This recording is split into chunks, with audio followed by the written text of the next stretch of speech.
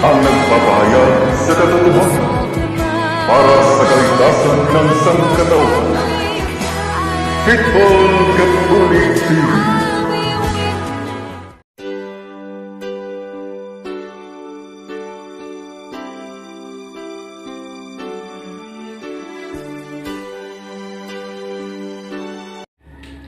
Okay, magandang umaga mga kapatid. Dito naman tayo ngayon upang tatalakayin natin ang the history of the Bible. Kung saan talaga galing ang Biblia at sino ang gumawa sa Biblia. Tinatawag po ito na Bibliology. Sa hindi ko pa ito sisimulan mga kapatid, i-greet ko muna lahat ng mga kaibigan kong CFD at saka lahat kong kaibigan sa pananampalatayang Katoliko at ng mga kasamahan ko rito sa Butuan. Lalo na kang Bro Joel Palad, kay Albert Aquino, at saka kay Jabar Modiha na kasama ko sa trabaho, at saka kay Rocky Bernales Cumpra na andun sa Qatar na kaibigan ko rin, at sa mga kapatid ko. Lalong-lalo na sa kay Bro Eugene Gapo doon sa Samuanga, isang CFD na kaibigan ko. Mga bro and sis, God bless you all. Mga kapatid, ang tatalakayin po natin ngayon at ang pag-uusapan po natin ngayon ay regarding sa the history of the Bible at kung sino ang nag-confine ng Biblia. Mga kapatid, ano po ba ang Biblia? Ang Biblia po ay isang libro o isang banal na aklat. Na isang libro na naglalaman ng maraming mga libro. At itong Biblia na ito mga kapatid, sa kasaysayan sa Biblia, is galing talaga ito sa simbahang Katoliko. At ang gumawa naman ito is ang simbahang Katoliko rin. Ang early church father po na si Saint Jerome. Mga kapatid, sino po ba ang nag-utos para ang Biblia ay mabuo ito na tinatawag nating Biblia? Ang Biblia mga kapatid, nagmula ito sa katagang Grego o sa salitang Grego na Biblos or Biblios. Ang Biblia mga kapatid, ang mga manuskripos, mga sulat nito is kinukuha at sinimulan ito sa paghahanap noong 382 AD. At inutusan po ni Papa Damaso ang ika-37 na Santo Papa sa Simbahang Katoliko sa panahong iyon.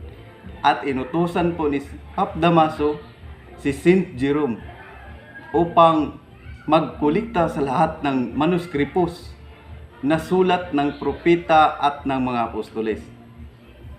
Mga kapatid, nakulikta po lahat ng mga manuskripos ni Saint Jerome at ang lahat na ito ay 35,000 manuscripts, lahat ng nakulikta ni Saint Jerome, at dinala niya ito sa Roma. At ang mga salita nitong mga manuskripos na ito, bago ito ginawang Biblia, is may tatlong lingwahe ito mga kapatid. Una, Grego. Pangalawa, Hebreo. Pangatlo, Aramaic. So itong tatlong lingwahe na Hebrew, Grego at Aramaic, translate po ito ni Saint Jerome into Latin. At ang Biblia nabuo at tinatawag ito na Latin Vulgate sa pamamagitan ni Saint Jerome. Latin Vulgate, at ang Latin Vulgate ay may 73 books po ito mga kapatid. Ang Latina Vulgata na Biblia, ito po ang pinakaunang Biblia sa simbahang Kristyanismo, sa simbahan na nagawa ng Katoliko. Ito ang pinakaunang Biblia na tinatawag nating Latina Vulgate. Noong panahong iyon mga kapatid, na-confile na ni Saint Jerome ang Biblia sa panahong 300 to 400 AD. Mga kapatid, sino po ang nagtawag na ang laman ng Biblia na salita ng Diyos na tinatawag ito na Word of God? Mga kapatid, ang simbahang Katoliko po. Ayon po sa The Council of Rome noong 494 AD, dinatawag ito na Word of God, mga kapatid. Basahin natin, mga kapatid. April 8, 1546, Council of Trent, and it was reaffirmed by Vatican Council in 1890 AD, proclaim the love as the Word of God, proclaim as the Word of God. So noong panahong iyon, pinuklama ng simbahang Katoliko na ang salita ng Diyos, na ang Biblia is salita talaga ng Diyos, is Word of God. Mga kapatid, sino po ba ang naglagay ng kapitulo ng Biblia? Sino po ba? Walang iba, mga kapatid, kundi ang simbahang Katoliko na naman. Sino? Si Cardinal Hugo Santo de Caro noong 13th century. Lagyan niya ng kapitulo yung Biblia upang madali nating hanapin kung saan kabanata nakalagay, kung saan chapter. At sino naman ang naglagay ng bersikulo nito, mga kapatid? Isa na namang Katoliko, isang Dominican priest, si Father Santis Pagninus, noong 1522 AD, mga kapatid. Nilagyan niya ng bersikulo yung Biblia para naman madali rin nating hanapin. So lahat ng mga andito sa Biblia is gawa talaga ito lahat ng Katoliko.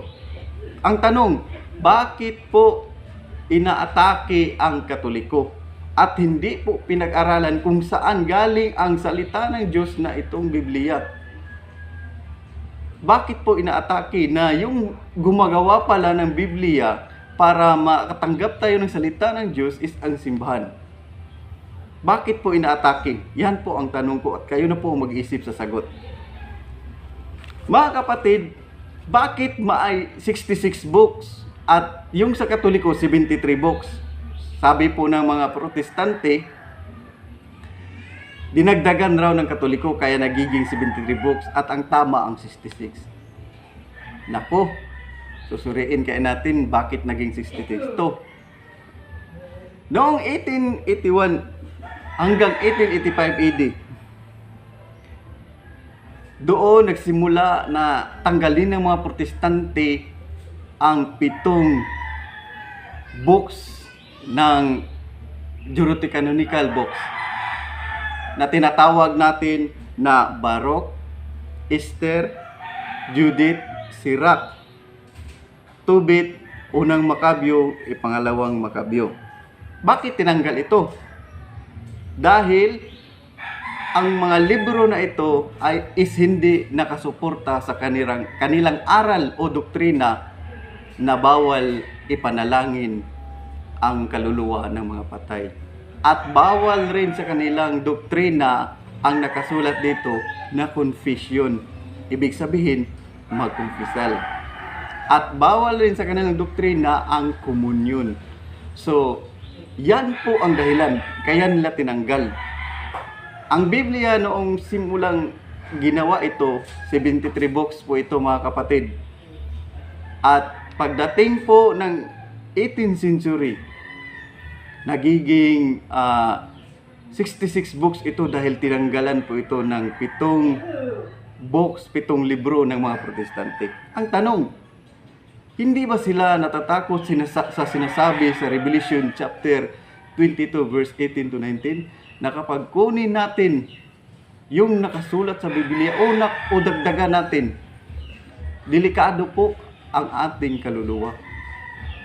Mas sa impyerno po talaga tayo. Mga kapatid, kayo na po ang mag-isip kung bakit nila ginawa yun. Kung tama ba sila o hindi. Yan po, kayo na ang mag-iisip. Mga kapatid, kung pag-aaralan natin ang Biblia, kapatid, kailangan ito ng may anim po ito na dapat pag-aralan ng Biblia. Una, master the proper way or order of the book as presented in the table of content. So ibig sabihin, kung mag-aaral ka ng Biblia, first mag-memorize ka muna galing sa Genesis to Revelation. Memorize mo yung mga content na yan para galing ka na, mag-memorize, madali mo na hanapin yung mga chapter at saka mga verses kung saan dapat mo gustong basahin. Pangalawa, master our Catholic doctrine. Dogmas. Ibig sabihin, i-master mo rin ang doktrina ng simbahang Katoliko kung ikaw ay isang Katoliko. Dapat maging Katoliko tayo lahat dahil sa Katoliko lahat nagsimula ang lahat. Mga kapatid, kailangan po nating pag-aralan ito at i-master ang doktrina ng simbahan. Pangatlo, consult the contextual and doctrine footnote or the magisterium and passage how to understand. So kailangan natin i-consult yung mga, lalo na't may mga message sa Biblia o mga mensahe na mahirap intindihin. Kailangan i-konsulta natin yan sa simbahan or sa mga magisterium, yung binigyan ng authority sa pagbigay ng kahulugan. So kung nalilito tayo, i-konsulta natin. Huwag po natin i-konsulta sa iba. Kasi pag i-konsulta natin sa ibang sekta, sigurado, that is private interpretation ang ibibigay sa iyo. Hindi tama. So, ikonsulta sa simbahan na siyang gumagawa sa Biblia. Amen. Pangapat, mga kapatid, study the message. So, pag-aralan natin ang mensahe ng Biblia. Panglima, apply the message of God in your daily life. Ibig sabihin, i-apply po natin sa ating bawat isa ang salita ng Diyos sa ating buhay everyday kung magbasa tayo. So, kunwari, yung salita ng Diyos nagsabi na magpakabait tayo, magsimba tayo, at saka galangin natin ang ating ama't ina, mahalin natin ating kapwa-tao at saka ang Diyos. I-apply natin yan sa ating sarili at sa ating bawat isa. Yan po, mga kapatid. Pang-anim, acquire at least, if not minimal knowledge of science and philosophy. So minimal lang. So hindi i-apply mo talaga, hindi mo talaga dapat itudo ang yung pag-study the science and philosophy. So yan po, mga kapatid, na itong Biblia is galing talaga sa simbahang Katoliko. At ang Biblia ay ginawa talaga ni St. Jerome na isang doctor of the church at saka early church father rin ng simbahang Katoliko noong 300 AD to 400 AD, mga kapatid. So mga kapatid, ang Biblia, sabi po sa Biblia, dito sa Josue Kapitulo 1, versikulo 8, sabi po, huwag mong kaligtaang basahin ang aklat ng kautusan. Pagbulay-bulayan mo iyon araw at gabi upang matupad mo ang lahat ng iyong nakasaad doon.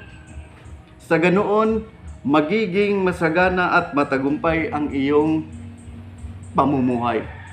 So, sabi po sa Josue 1, versikulo 8, na kailangan nating pag-aralan ang nakasulat sa Biblia, sa kautusan ng Diyos, upang magiging masagana ang ating pamumuhay. Araw at gabi raw natin pag-aaralan. Huwag nating kaligtaan. Ibig sabihin, huwag nating kalimutan. Dapat nating pagbulay-bulayan. So, ibig sabihin, pag-aaralan.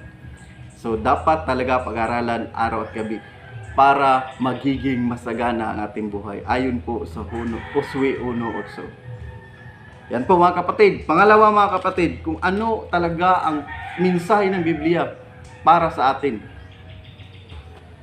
Ayon po sa ikalawang Timoteo, Kapitulo 3, versikulo 16. Ang sabi rito, ang lahat ng kasulatan ay kinasihan ng Diyos at nagagamit sa pagtuturo ng katotohanan, sa pagtatama sa maling katuruan, sa pagtutuwid sa liku-likong gawain, at sa pagsasanay para sa matuwid na pamumuhay. So ginawa talaga ang aklat ng kautusan na itong Biblia upang pagtuturo ng katotohanan, sa pagtatama ng maling katuruan, sa pagtuwid ng likong gawain.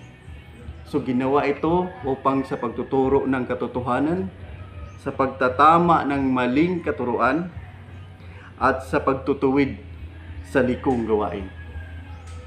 So yan po ang mensahe ng Biblia. Ginawa ito ng simbahang Katoliko upang itama yung mali. Upang yung mga pagtuturo na mali, itama iyon. At saka ginawa ito para ikalat ang katotohanan. Ginawa ito ng simbahan. At saka ginawa rin ito para sa pagtutuwid ng ating mga kamalian. Pag mahilig ka magbasa ng Biblia, mga kapatid, malalaman mo talaga kung ano talaga ang dapat gawin nating mga tao. Kung ano dapat ang gawin natin sa pananampalataya natin sa Diyos. Mga kapatid, at hanggang dito na lang po ako, at maraming salamat po sa pagsubaybay ninyo sa aking channel. Mga kapatid, salamat po talaga, at God bless you sa inyong lahat. Amen.